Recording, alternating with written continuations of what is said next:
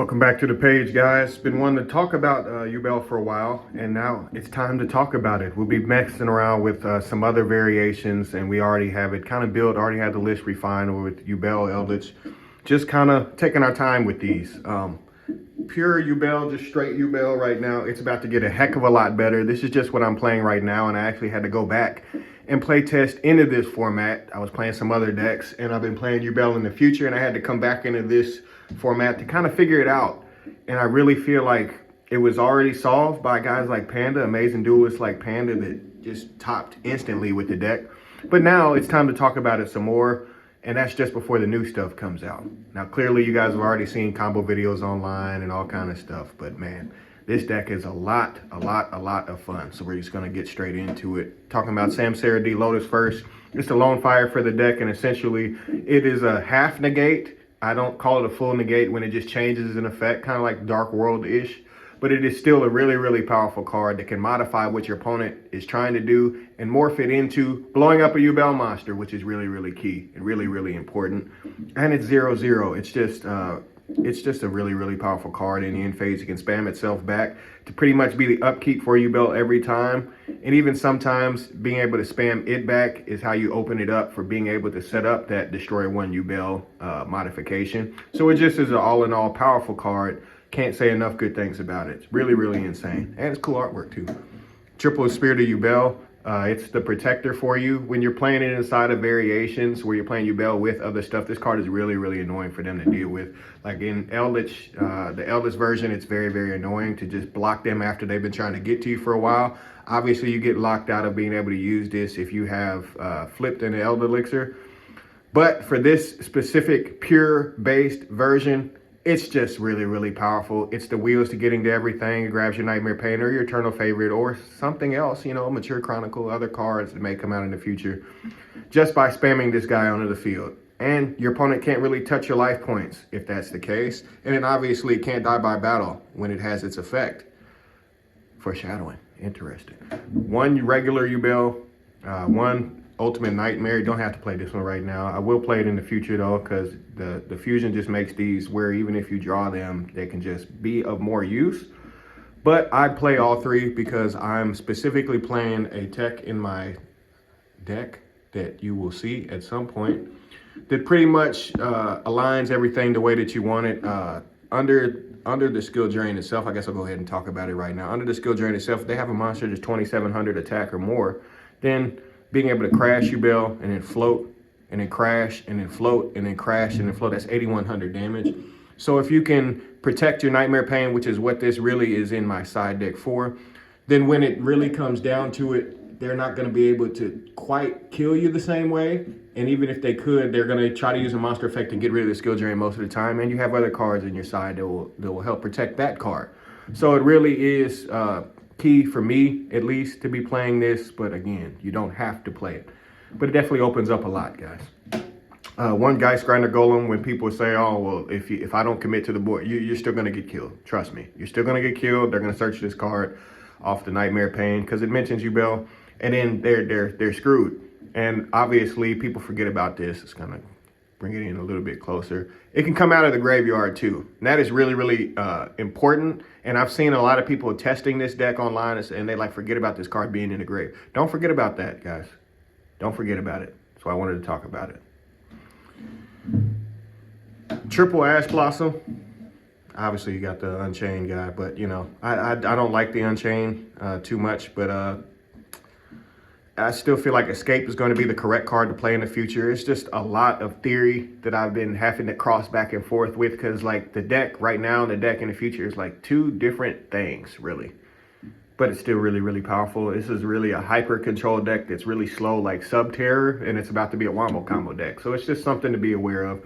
For these, I'm playing 3 Ash. Don't fall for the Heat Line stuff where everybody's like, oh, you don't want to play Ash right now, or you want to at least side the card if you're not feeling the main deck. I get it because you just get punished for using Ash in some capacity right now. But Ash Blossom kills a lot of rogue decks and it shuts down Branded. Now, essentially, they will be able to like thrust and flip the trap card on you either way. But Ash Blossom is still Ash Blossom, guys. Highly recommended. I'm playing Bell. I still love this card. I really feel like it's your protection. They're all dark. So it's your protection for bestials, as well as it's just a versatile card. The random situations we're called by, the random situations where they would maybe try to catch you with like the flamber setup, and you can catch the flambers because they didn't like chain block it. The labyrinth matchup, you know, this is just a randomly really powerful card. Can't say enough good things about Ghost Bell. But I'm not playing 3 because I don't like drawing hand traps where you really can only flip them once or use them once a turn on your opponent. Nib is kind of the same thing. And I'm also playing a card that just kind of makes all these make sense a little bit. But I don't want to overdraw it. Like drawing Ash Blossom like that is okay because it's so good in so many matchups and it has such variety tied to it. But these, you're limited to using them once a turn, so you don't want to draw them like that. And triple nib, that happens to me every time I play it. And this isn't a one-card engine deck, so this is just how I'm playing it. I still highly recommend Ghost Bell. Last of the monster hand traps is Effect Veiler. It's still really good. I just wanted to put a premium on monster effect negation, and it's the one that everybody is playing a lot of. So I just wanted to have it somewhere in my deck. And then the last of the monsters, this is incorrect. This needs to be 3. And then I also want to play the Chaos Summoning Beast. It's as good as people think it is. A lot of people are like, oh, it's not. Guys, the math, be able to do more of this more often and have this be more live more often, to be able to get that Lumina style effect of being able to spam a Yubel most of the time back on the field. You will summon this in these situations and then have a rank 2 play, which I'm playing a rank 2, but you don't have to play that. You could just make it into link fodder and all that type of stuff. But for the future, I just feel like there's nothing that's going to change that's going to be any better than this. So you probably want to stick with it and even lean more into it. Triple Super Poly. People are talking about it's Super Poly, and it's even more live in this deck, period.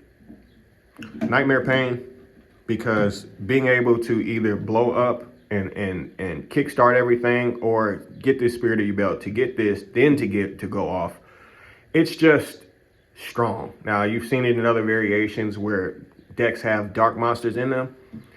This is like a wombo combo card. In this, it's the control variant. I definitely want to play Barricade Board Blocker. It's just my opinion, and it's just how I would play it. I'm playing 2 Prosperity. I didn't want to cut off the OTK like that, but it's still very important to understand that consistency is key, period. I didn't want to play 3 again because I didn't want to cut off running into them and being able to randomly take them out. Do what you will with that. I'm playing 1 Crossout. Now, maybe makes sense a little bit. I just felt the need to push through specific cards because if this can just cross it out and you can just go, they're not going to come back in the game. So that's why I'm playing. I feel like it's correct at 1 in some decks, and in like decks like Centurion, that's spectacular. You need to play more of this. And in a more skilled room where you know what the decks are, and especially when decks are going to be coming out where everybody's going to be pretty much be playing the same cards in some specific matchups. Shout out to the new Spellcaster stuff, by the way. I just really like it all. But I only want to play 1 Crossout in this deck because you just can't afford to fall behind and drawing Crossouts. It's not a wombo combo deck, so it's not going to take off like that. But it is about to be, trust me. 1 Talents, again, same theory. I didn't want to overdraw this. And then it's not a 1-card engine deck, so it's or a 2-card like a Dry It's not like Drytron where it can just spin off of any 2 cards, right? Mature Chronicle, obviously you have the Yama set up where you can get this on the field rather early, and then from there being able to either search Super Poly, being able to special Yubel. The Banish one doesn't really come up like that. The Destroy one, I actually have had it come up before because I had a guy that had anti-spell. And I cycloned it, and then he had like another floodgate, and then this pushed through the other floodgate, and it wins those effect interactions, I guess, where they'll try to like bell something, they'll try to just take this out, and then you'll usually have another card in your deck that will do the same thing, like Eternal Favorite, for instance. So it's just another reborn. It's another copy of cards. This is a really good card. It's actually underrated to me. 1 for 1. I'm playing a lot of monsters. I'm playing more monster hand traps. But speaking of hand traps, triple impermanence just because it's good. First, second, drawing it late, drawing it early. It's just a good card. And Eternal Favorite, I definitely feel like I want to play 2 and maybe even 3. Shout out to the Eldritch one. That's what kind of opened my eyes to how stupid this card is. Really, really like it, guys. Now, skill drains. Already talked about them. I get it. With Nightmare Pain, this card is game. The end. Triple Shifter, and again that OTK, just in case you forgot. Triple Shifter, until they hit it, there's no reason to not play it. Genuinely. Could talk more about it. Not going to.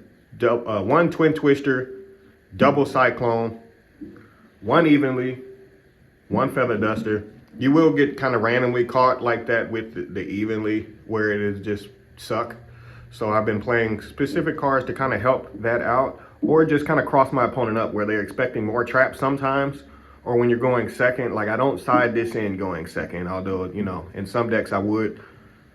But in some cases, you just want to be able to burn them, and this card is so good with Nib in unison, or with, it's just good with Super Poly. Just being able to either have them get cracked by this in time, or just flat out Super Poly something off the board makes this, plus Loving Defender, which we're about to talk about, stupid, because they're going to get burned for a lot.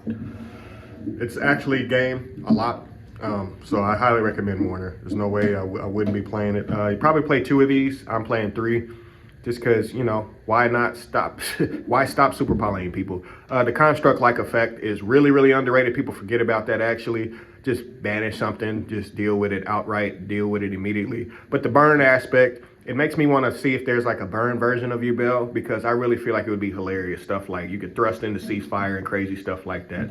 Maybe chain burn, I don't know. That sounds really, really toxic though, but it's probably not worth it when the new stuff drops. I'm playing these 3. This is usually Guilty Gear free, but I've just been running into those Baron Little Knight type boards. And I definitely wanted to mention Pac-Bait before we got too far away from it. With the ability of playing Maximus, you can play this with Maximus and the Deer Servant, and then put Spirit of Yubel in the back row. I will do a combo if people don't know the combo. But you pretty much will get to bring Spirit of Yubel back out, like on their turn, and then search again. So it's like, Pac-Bait is highly recommended. You're not synchroing like that, but it's still just a really stupid card. And if you're playing Dogmatica in any capacity, in any other deck, look at this card, read it. It can spin around into it multiple times. It's just a crazy card. All Mirage, this is Little Knight. Ignore this. All Mirage, for the Sacred Beast stuff, you can just go off if you only open the Sacred Beast. 1 Yama, you can maybe cut this and play 2 Yama. In the future, I think that's what I'm going to actually do. Muckracker. I do want to try out Barricade Board Blocker. It's a really, really powerful card. I still want to kind of try out Anguish, but I don't think it's necessary because your inboard is just going to be this most of the time. Maybe the Link 4 for them. It's really, really stupid itself. Access Code Talker is also highly recommended, but these are just what I'm playing for right now. The Muckracker setup to unlock yourself. The Dark, and it's just a good card too. The Dark to be able to steal their stuff. This is probably the one that I'm like, This is another one that I'm like, on, but it's still anti-nib. So it's just consider the card, but I don't think this is needed, especially going forwards. And this won't be in your deck either. But random situations where it may come up, just being able to punch over something that you wouldn't be able to run into maybe, or you just don't have access to Nightmare Pain. It's just good to just be able to punch them in the head anyway.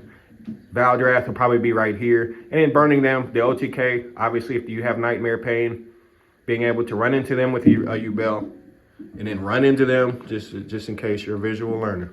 Just in case. Running into them with Yubel, then running into them with this, and then overlaying is 8,000. Especially if you give them Geist Grinder going. Which again, if you forgot, is this card. Appreciate y'all for tuning in, guys. Let me know what you want to see next down in the comments, because we got loads of content coming. Check out the community page. Stay tuned. And we'll see you next time, guys. We out. Look out for these too. We got more coming.